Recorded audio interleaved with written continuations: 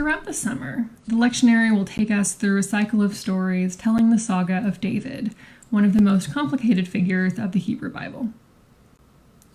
So far, the people of Israel have asked for a king to be appointed over them, and for Samuel the priest to bless and crown him. Samuel is pretty clear from the onset that this plan is not going to work as well as the people might hope that it will, but nonetheless, Saul is crowned king. Not too long after, Saul turns out to be a disappointment as a king, so Samuel goes in secret to find a replacement, who, much to everyone's surprise, turns out to be David, the youngest son of Jesse. Today we'll be covering one of his greatest hits. But first, and I swear this is very relevant, I am going to release my inner Anglophile and tell you about the Battle of Agincourt in 1415. Okay, so once upon a time, in the last third or so of what would later be called the 100 Years' War, the English and the French were fighting kind of a lot. Very much a lot. This particular battle was in France, where at least 14,000, arguably more, French soldiers were armed and ready. Horses, shining armor, swords, giant helmets, banners waving, knights, noblemen, home field advantage, all that jazz. Very intimidating. Would not want to be on their bad side. So then the English come, led by Henry V. On my ruler of British rulers, Henry V is here, with 1066 up here and Elizabeth II down here. Yes, this is a thing that I own, a ruler of British rulers. So the English come, led by Henry V. We few, we happy few, we band of brothers, obligatory Shakespeare reference. So there's maybe 6,000 Englishmen, arguably closer to 9, but very much outnumbered regardless. Most of them were on foot, without horses or armor or shiny swords or noble titles. The majority of them were archers, and they weren't all young men.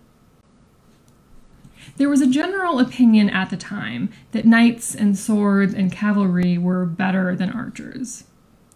Bows were less expensive than swords, and since they can be shot from a distance, archers are in less danger. That meant that archers were considered to be not only less elite, but also poor, and also cowards. So when the English showed up, I imagine the French were rolling their eyes and looking forward to an easy victory.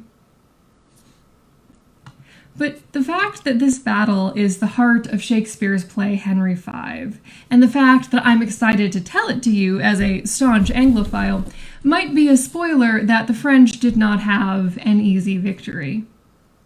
Or any victory. In fact, they were massively defeated. 6,000 of the French soldiers died, plus 1,000 or 2,000 were taken prisoner, compared to 112 Englishmen. 112 against 6,000. Maybe if the battle had been somewhere else, the results might have been different. But as it was, the French struggled to get through deep mud in order to get close enough to the English to attack. And meanwhile, thousands of their comrades were being hit by arrows, knocking more of them deeper into the mud like dominoes. The English could attack without getting anywhere near French swords. To use an anachronistic analogy, the English had brought guns to a knife fight. Even though there weren't as many of them, they had a better strategy, equipment that was better suited to their goal, and modern thinking. The French, on the other hand, took confidence in their numbers and their skill at what they would have considered to be traditional warfare. Anyway, I thought it would be pretty relevant to share the story of the Battle of Agincourt before I share our next story, which is the story of David and Goliath. A reading from the first book of Samuel, chapter 17, verses 1, 4 through 11, 19 through 23, and 32 through 49. Hear now the word of the Lord. Now the Philistines gathered their armies for battle. They were gathered at Soho, which belongs to Judah, and encamped between Soho and Azekah in Ephesh Dammim. And there came out from the camp of the Philistines a champion named Goliath of Gath, whose height was 6 cubits and a span, over 8 feet tall.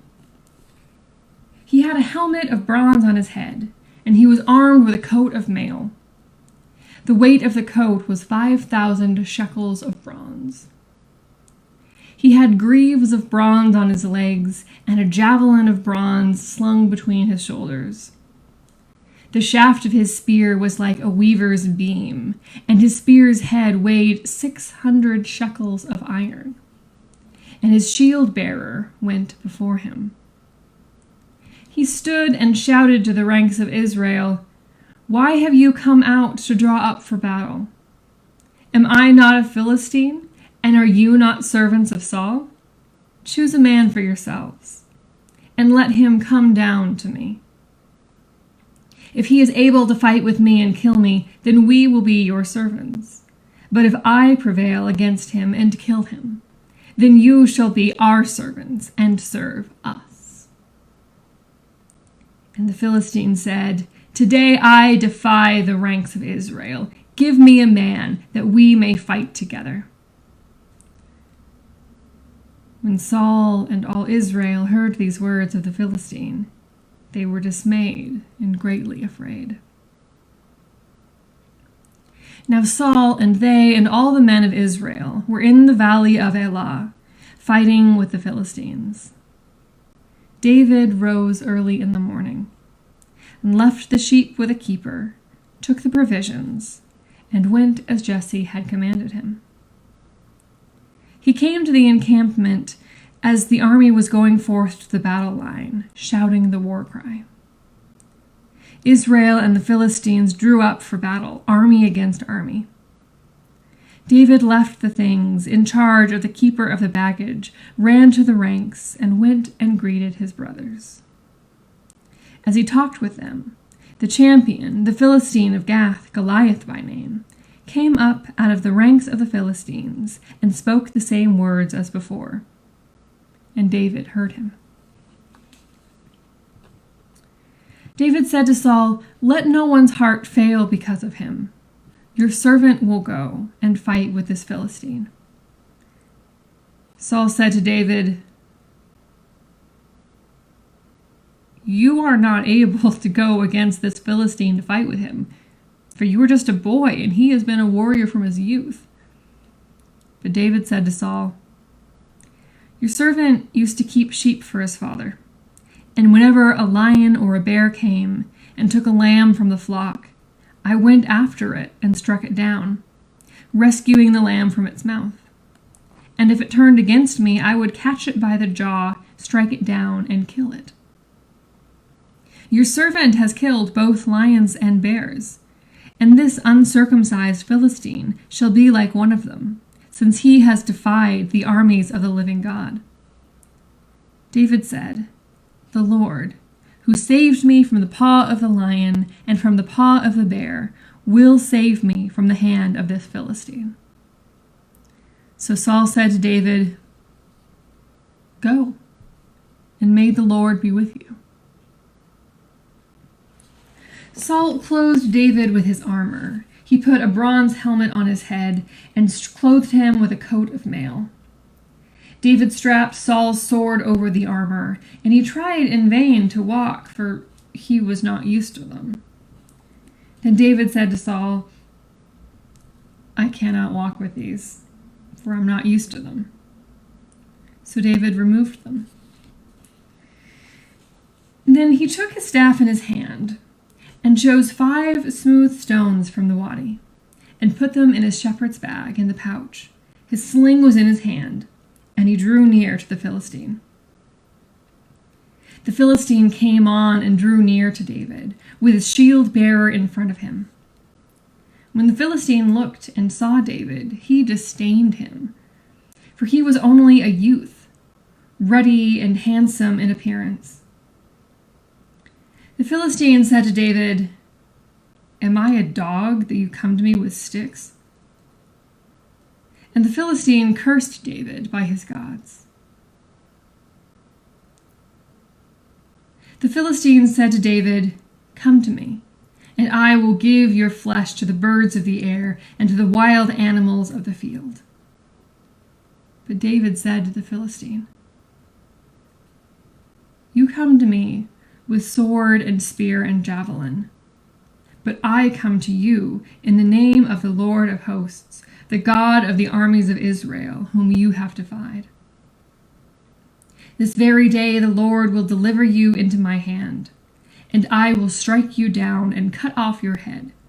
And I will give the dead bodies of the Philistine army this very day to the birds of the air and to the wild animals of the earth, so that all the earth may know that there is a God in Israel, and that all this assembly may know that the Lord does not save by sword and spear. For the battle is the Lord's, and God will give you into our hand."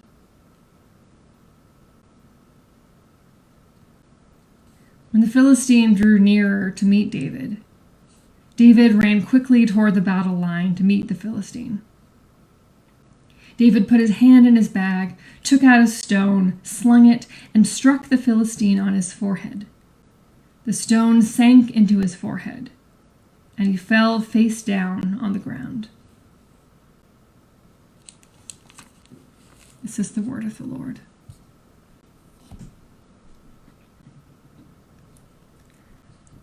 The story of David and Goliath is quite often framed as a children's story because David is young. Which, he is. He's the youngest of 7 sons, and only the oldest 3 are old enough to go to war. David is young, but he also has enough experience killing lions and bears by himself that it barely fazes him. I don't know about you, but I have never encountered a bear or a lion in the wild, let alone tried to kill one, and I sincerely hope that this scenario never comes up in my life. David is young, but he's also focused enough to look a man directly in the eyes as he aims to kill him with a shot to the forehead. David is young, but he's not bound by the traditions of kings and armies and warriors. He thinks about what would be effective, not what is expected. David is young, but he also cuts a man's head off. Like the French army at Agincourt, Goliath is heavily armored and carrying heavy weapons. He has a sword and a spear, both of which are primarily weapons for close combat, and also a javelin. Assuming that Goliath is an Olympic-level javelin thrower, he could throw it the distance of about a modern city block. David's sling, on the other hand, can shoot a rock 4 times the distance of an Olympic-level javelin throw. Like the English archers at Agincourt, he can fell his army without getting close enough to be in any danger himself. On top of that, if he's used to killing lions and bears, humans can't run anywhere near as fast, even when they're not weighed down by heavy armor. So I imagine that Goliath would make for an easier target. It's also relevant to mention, and also just absolutely fascinating to me, how dangerous of a weapon David's sling is. It's not a toy or a slingshot, like the kind you could make with a Y-shaped stick and a rubber band. A sling is 2 leather straps on either side of a pouch, and you build up momentum by swinging it, and then you let go of one of the straps, and the rock shoots out at something like 100 miles an hour, something like the force of a .45 caliber handgun. Anyway, my point is that David is not an underdog by any means. He had an objectively more deadly weapon, and the skill and confidence to use it to his advantage. He changed the rules of the game, something that he will continue to do throughout the cycle of stories that we'll be reading this summer. There is value to many traditions, but if we keep doing things just because we've always done them that way, we can miss out on newer and more effective methods and risk falling by the wayside, covered in the ornate bronze trappings of the past. The rise of David signals a major shift in the story of Israel, for better or for worse, as they strive to serve God in new ways. So, too, the church of the 21st century needs to find its proverbial sling and look for effective solutions to its current problems, rather than calling out like Goliath and expecting the high attendants of the glory days to walk up and do things like they've always been done. Behold, I make all things new, a prophet would be told 1,000 years later. God made all things and will make all things new, and calls us to reach towards a better and more peaceful and more loving and more just future by doing something new ourselves.